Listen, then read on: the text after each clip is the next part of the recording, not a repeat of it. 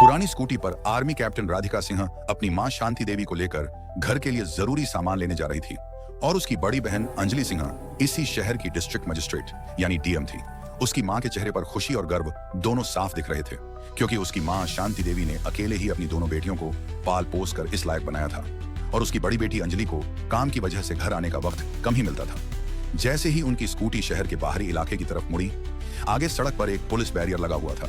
Jeep के bonnet पर पैर फैलाए मूंछों पर ताव देता इंस्पेक्टर विक्रम राठौर बैठा था और रोड पर दो हवलदार सुरेश और रमेश लाठियां पटकते हुए आने जाने वालों का चालान काट रहे थे और उनसे जबरदस्ती पैसे वसूल कर रहे थे। उसी वक्त दूर से राधिका सिंह अपनी पुरानी स्कूटी पर अपनी मां शांति देवी को लेकर आ रही थी। जैसे ही उन्होंने बैरियर पार करने की कोशिश की, इंस्पेक्टर विक्रम राठौर ने हाथ उठाकर गरजते हुए जीप के बोनट से उतरा और कहा, ए लड़की, स्कूटी साइड में लगा, कहां भाग रही है, बहुत जल्दी है क्या? राधिका ने शांति से स्कूटी रोकी और उसके चेहरे पर कोई डर नहीं था। बोली, जी साहब, हम घर के लिए जरूरी सामान लेने जा रहे हैं, अगर कागज देखने हैं तो हमारे पास सारे कागज हैं। विक्रम राठौर ने उसकी ओर देखकर ठाका लगाया, ओहो, बड़ी बहादुर बन रही है, और तेरे पीछे ये बुढ़िया कौन है, कहां से आ रही है? एक हवलदार सुरेश हंसते हुए बोला, सर जरूर कोई नाटक कर रही है, चेहरा देखो, बड़ी शरीफ बनने का ड्रामा कर रही है। दूसरे हवलदार रमेश ने और भी भद्दे अंदाज में कहा, सर इस बुढ़िया और लड़की का तो शक्ल ही देख लो, चोरी चकारी की मास्टर लग रही है। बुढ़िया ये शब्द राधिका के दिल में चुभ गए। उसकी आंखें लाल हो उठी।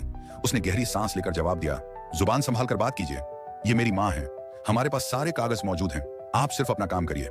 किसी के बारे में ऐसे शब्द बोलना ये पुलिस वालों के मुंह से शोभा नहीं देता। इतने में इंस्पेक्टर विक्रम राठौर गुस्से में आग बबूला हो गया और बोला, अबे चुप, तेरी जैसी लड़की हमें बोलना सिखाएगी तू? हमें कानून मत सिखा, हमें अच्छी तरह पता है कौन शरीफ है और कौन नहीं, निकाल कागज। राधिका ने स्कूटी की डिग्गी से लाइसेंस और कागज निकालकर इंस्पेक्टर विक्रम राठौर को दिए। विक्रम राठौर ने कागजों को बिना देखे हवा में उछाल दिया और गुर्राया, अबे मूर्ख लड़की, हमें उल्लू बना रही है नकली कागज दिखाकर, सोच रही है कि ऐसे ही निकल जाएगी, हमसे चालाकी कर रही है। राधिका को गुस्सा आ गया और बोली, सर हमारे चालान ही काट लीजिए, इस तरह से हमारे साथ बदतमीजी मत करिए, उसी वक्त से हमारा समय और दिमाग दोनों खराब किए हुए हैं, इससे अच्छा तो हमारा चालान ही काट लीजिए, हम चालान ही भर देंगे।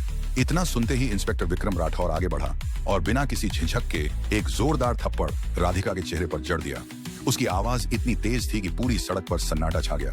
राधिका का सिर झटक गया, आंखों में आंसू तैर गए। एक आर्मी ऑफिसर जिसने सीमा पर दुश्मनों की गोलियों का सामना किया था, आज अपने ही शहर में वर्दी पहने गुंडों के हाथों अपमानित हो रही थी। उसकी मां शांति देवी चीख पड़ी और आगे बढ़कर बोली, अरे मेरी बच्ची को क्यों मारा तुमने? अरे भगवान से तो डरो। विक्रम राठौर ने उन्हें धक्का देते हुए चिल्लाया, चुप बुढ़िया, ज्यादा बोलेगी तो तुझे भी ऐसे ही थप्पड़ मिल जाएगा। हवलदार सुरेश और रमेश दोनों शैतानी हंसी हंसते हुए बोले, हाँ, बड़ी तेज बन रही थी, देखो सारी तेजी निकल गई। अब राधिका का खून खौल उठा। उसका हाथ थप्पड़ का जवाब देने के लिए उठा, पर फिर वहीं रुक गया। वह जानती थी कि अगर उसने इन गुंडों पर हाथ उठाया तो मामला और बिगड़ जाएगा। उसकी आंखें अंगारों की तरह जल रही थीं, पर होंठ बंद थे। इंस्पेक्टर विक्रम राठौर चिल्लाते हुए बोला, इन दोनों को गाड़ी के अंदर ठूंसो और ले चलो थाने, वहां हम बताएंगे कि पुलिस की पावर क्या होती है। गुंडों की तरह तीनों पुलिसकर्मी उन्हें धक्के देकर जीप में ठूंसने लगे। सड़क पर तमाशा देखने वालों की भीड़ जमा हो गई थी। कुछ लोग मोबाइल निकालकर वीडियो बना रहे थे, पर किसी की हिम्मत नहीं हुई कि आगे बढ़कर बोल सके। इसी भीड़ में एक नौजवान लड़का चुपचाप पूरी घटना रिकॉर्ड कर रहा था। उसे अंदाजा भी नहीं था कि उसका यह वीडियो आने वाले वक्त में पुलिस की गुंडागर्दी के खिलाफ तूफान खड़ा करने वाला है। जीप में राधिका अपनी मां को सीने से लगाए बैठी थी। शांति देवी रो रही थी और बेटी के चेहरे पर पड़े थप्पड़ के निशान देखकर सिसक रही थी। राधिका की आंखें आसमान की तरफ टिक गईं। चेहरे पर खामोशी थी, लेकिन दिल में एक आग जल चुकी थी। वह जानती थी यह अपमान वह चुपचाप नहीं सहने वाली। थाने पहुंचते ही विक्रम राठौर मूंछों पर ताव देता हुआ गरजा, अबे हवालत में ठूंस दो इन दोनों को, सुबह तक सारी अकड़ निकाल देंगे, फिर देखेंगे इनकी औकात। हवलदार सुरेश और रमेश ने धक्के मारकर मां बेटी को एक बदबूदार कोठरी में बंद कर दिया। दरवाजा बंद होते ही कोठरी की दीवारों में उनकी सिसकियों की गूंज गूंजने लगी। लेकिन इन पुलिस वालों को इस बात का पता नहीं था कि बाहर एक ऐसा तूफान था जिसकी कान में थोड़ी सी भी भनक लग गई तो उसके चपेट में थाने समेत इनकी पूरी जिंदगी को तबाह कर देने वाली थी। उसकी मां शांति देवी ने रोते हुए कहा, बिटिया, ये लोग हमें कहां बंद कर दिए, अब क्या होगा? राधिका ने अपनी मां को गले से लगा लिया। उसकी अपनी आंखों में भी आंसू थे, लेकिन आवाज में फौलाद जैसी मजबूती थी। मां तुम चिंता मत करो, मैं हूं ना, बस थोड़ी देर की बात है, सब ठीक हो जाएगा। थाने में एक चाय वाला लड़का जो अक्सर डीएम ऑफिस भी चाय देने जाता था, उसने राधिका को पहचान लिया। वह कांप गया, अरे ये तो आर्मी वाली मैडम है, डीएम साहिबा की छोटी बहन। लेकिन इंस्पेक्टर के खौफ से वह कुछ बोल नहीं पाया और चुपचाप वहां से खिसक गया। थोड़ी देर बाद एक सब इंस्पेक्टर शराब के नशे में धुत होकर हवालत के पास आया। हाथ में बोतल लहराते हुए बोला, अबे कौन हो तुम दोनों? बड़ी भ्याई भी बनी फिरती हो, बताती क्यों नहीं? अपना असली नाम? राधिका ने उसकी तरफ नफरत से देखा पर कुछ बोली नहीं। वह शराबी दरोगा भी कुछ और उल्टा सीधा पकता हुआ चला गया। धीरे धीरे रात गहराने लगी। हवालत के अंदर मच्छरों की भिनभिनाहट, सीलन की बदबू और घुटन बढ़ती जा रही थी। शांति देवी को अस्थमा की शिकायत थी। उस घुटन भरे माहौल में उनका दम घुटने लगा। वह जोर जोर से खांसने लगी। राधिका घबरा गई। उसने दरवाजा पीटना शुरू कर दिया। कोई है? दरवाजा खोलो, मेरी माँ की तबीयत खराब हो रही है, प्लीज किसी डॉक्टर को बुलाए। उसने बार बार आवाज दी लेकिन उसकी आवाज थाने के शोर में दबकर रह गई। बाहर से एक सिपाही की आवाज आई, अबे चुपचाप पड़ी रह, ड्रामा मत कर, सुबह से पहले कोई दरवाजा नहीं खुलेगा। पूरी रात राधिका अपनी माँ का सिर गोद में रखे बैठी रही। वह अपनी माँ की पीठ सहलाती रही, उन्हें हिम्मत देती रही। सुबह होते होते उसकी आंखें रोष और बेबसी से लाल हो चुकी थी। अभी तक जिले के किसी भी बड़े अधिकारी को खबर नहीं थी कि एक आर्मी ऑफिसर और जिले की डीएम की मां एक अंधेरी कोठरी में कैद है। दूसरी तरफ जिला प्रशासन में हड़कंप मचना शुरू हो गया था। डीएम अंजलि सिंह सुबह से अपनी मां और बहन को फोन कर रही थी लेकिन दोनों का फोन बंद आ रहा था। उन्होंने अपने ड्राइवर को घर भेजा तो पता चला कि वे सुबह से ही बाहर निकली हैं और लौटी नहीं। अंजलि का दिल किसी अनहोनी की आशंका से बैठने लगा। तभी सोशल मीडिया पर वह वीडियो किसी ने पोस्ट कर दिया। पुलिस की गुंडागर्दी मां बेटी को सरेआम बीच रास्ते पर बदसलूकी की और जीप में डाला। वीडियो आग की तरह फैलने लगा। लोग पुलिस के खिलाफ गुस्से भरे कमेंट्स कर रहे थे। यही वीडियो व्हाट्सएप ग्रुप्स के जरिए घूमता हुआ डीएम अंजलि सिंह के पीए के पास पहुंचा। उसने वीडियो देखा और उसके पैरों तले जमीन खिसक गई। उसने कांपते हाथों से डीएम मैडम के केबिन का दरवाजा खटखटाया। अंजलि उस वक्त एक जरूरी मीटिंग में थी। उसने इशारे से पीए को रुकने को कहा लेकिन पीए की आंखों में जो घबराहट थी उसे देखकर अंजलि ने मीटिंग रोक दी और उसके पास वाले कमरे में गई और बोली, क्या बात है विकास, सब ठीक तो है? विकास ने लड़खड़ाती आवाज में कहा, मैडम एक वीडियो है। अंजलि ने फोन हाथ में लिया और वीडियो प्ले किया। जैसे जैसे वीडियो आगे बढ़ा अंजलि के चेहरे का रंग बदलने लगा। उसकी शांत आंखों में पहले हैरानी, फिर गुस्सा और फिर एक भयानक तूफान उभर आया। जब उसने इंस्पेक्टर विक्रम राठौर को अपनी फौजी बहन राधिका के गाल पर थप्पड़ मारते देखा तो उसके हाथ कांपने लगे।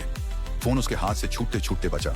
उसकी माँ, उसकी प्यारी माँ जिसे उसने कभी ऊंची आवाज में बात तक नहीं की थी, सड़क पर गिड़गिड़ा रही थी और उसकी छोटी बहन, उसकी लाडली राधिका जो देश की शान थी, आज सड़क पर बेबस खड़ी थी। अंजलि की आंखों में आंसू भर आए लेकिन उसने फौरन खुद को संभाला। वह एक डीएम थी। उसे इस वक्त भावनाओं में बहने का कोई हक नहीं था।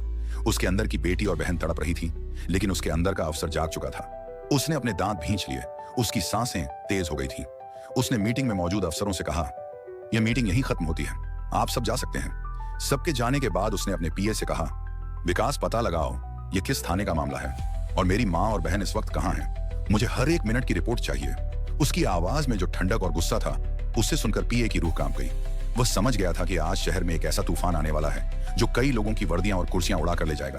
अंजलि अपनी कुर्सी पर बैठ गई और सोचने लगी, मेरी माँ जिसने हमें पालने के लिए अपनी पूरी जिंदगी लगा दी और मेरी बहन जो देश के लिए जान हथेली पर लेकर घूमती है, उनके साथ यह सुलूक।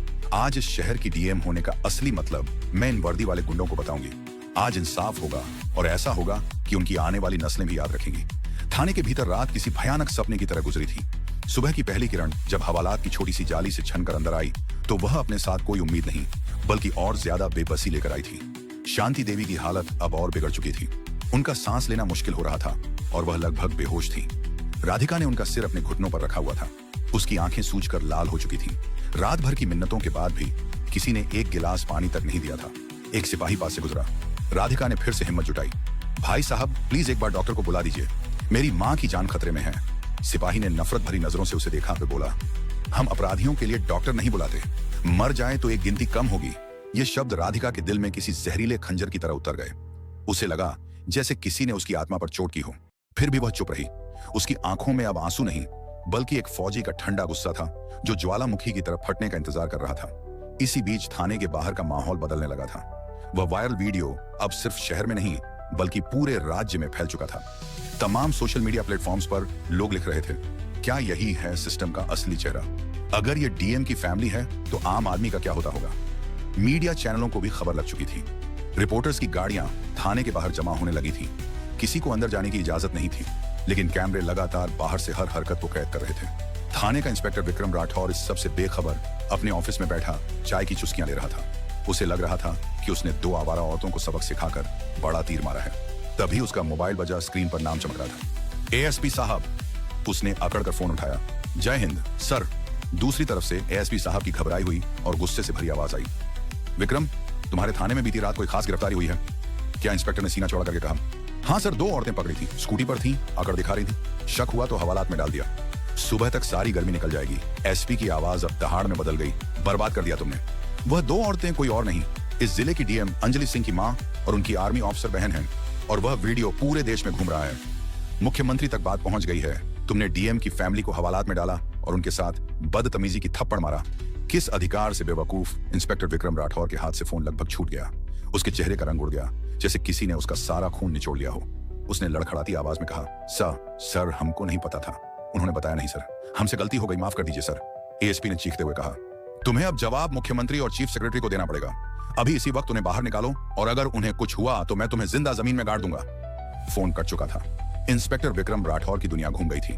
वह पागलों की तरह अपनी कुर्सी से उठा और हवालात की तरफ भागा। चाबी लाओ, जल्दी खोलो दरवाजा। सिपाही दौड़ा दौड़ा चाबी लेकर आया। दरवाजा खोला गया। अंदर का मंजर देखकर इंस्पेक्टर की आत्मा कांप गई। राधिका नीचे जमीन पर बैठी थी। उसकी गोद में उसकी मां बेहोश पड़ी थी। इंस्पेक्टर दौड़ते हुए अंदर गया और हाथ जोड़कर गिड़गिड़ाने लगा, मैडम हमको माफ कर दीजिए। हमें सच में नहीं पता था कि आप कौन हैं। आपने बताया क्यों नहीं? राधिका ने कोई जवाब नहीं दिया। उसने बस अपनी मां की नब्ज टटोली। वह बहुत धीमी चल रही थी। उसने इंस्पेक्टर की तरफ ऐसी नजरों से देखा कि वह कांप गया। जल्दी एम्बुलेंस बुलाओ। उसकी आवाज में एक फौजी का हुक्म